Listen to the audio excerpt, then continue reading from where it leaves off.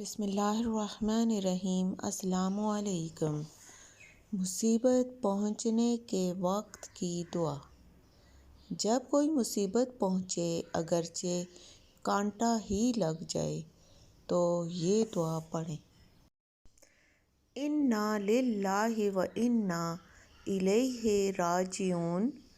اللہم اجرنی فی مصیبتی واخلف لی خیرا منہا۔ ترجمہ: بے شک ہم اللہ ہی کے لیے ہیں اور ہم اللہ ہی کی طرف لوٹنے والے ہیں۔ اے اللہ، میری مصیبت میں مجھے اجر دے اور اس کے بدلے میں مجھے اس سے اچھا بدلہ عنایت فرما۔